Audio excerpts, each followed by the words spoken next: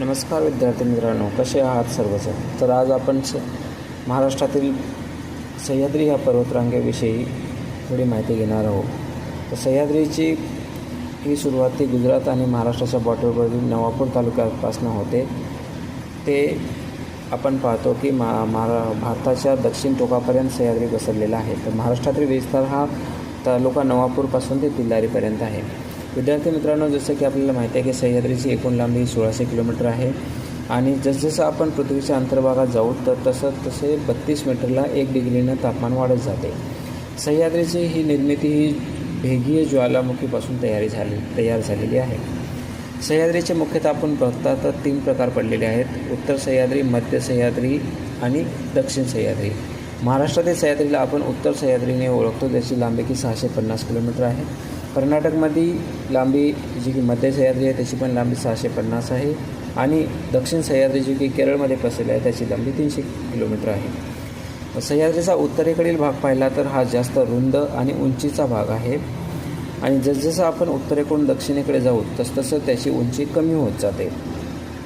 सह्याद्रीची जर आपण उतार बघितला तर सह्याद्रीचा हा समुद्राकडे उतार हा अतिशय तीव्र आहे, घाटमाता. त्याच्यानंतर आपण ज्यावेळेस महाराष्ट्राच्या पठाराकडे येऊ तसं त्याचा उतार मंद होऊन शेवटी पठार तयार झालेला आहे.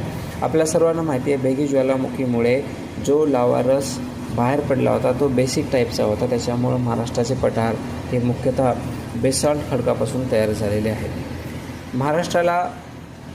महाराष्ट्रामध्ये सह्याद्रीला प्रामुख्याने महाराष्ट्राचा जलविभाजक म्हणून पण ओळख आहे. ते कशामुळे ते आता पाहूयात. आपण बघता की महाराष्ट्रामध्ये सह्याद्रीच्या प्रामुख्याने 3 पर्वतरांगा आहेत. त्या आहेत सातमाळा अजिंठा, हरिश्चंद्र बालाघाट आणि शंभू महादेव. विद्यार्थी मित्रांनो, जसं आपण बघतो की ह्या पर्वतरांगेमुळेच महाराष्ट्रामध्ये वेगवेगळी नद्यांची खोरी तयार झाली आहे. ती प्रामुख्याने अशा प्रकारे आहेत: सातपुडा आणि सातमाळा यांच्यामध्ये जी नदी वाहते ती तापी नदी आहे. त्याच्यानंतर सातमाळा आणि हरिश्चंद्र त्याच्यामध्ये गोदावरी नदी वाहते. हरिश्चंद्र आणि शंभू महादेवमध्ये भीमा नदी वाहते आणि शंभू महादेव आणि त्याच्या खालोखाल कर्नाटक बॉर्डर तिथपर्यंत कृष्णा नदी वाहते. तर आपण जशा प्रकारे पाहिलं की ह्या ठिकाणी तापी, ह्या ठिकाणी गोदावरी, ह्या ठिकाणी भीमा आणि ह्या ठिकाणी कृष्णा.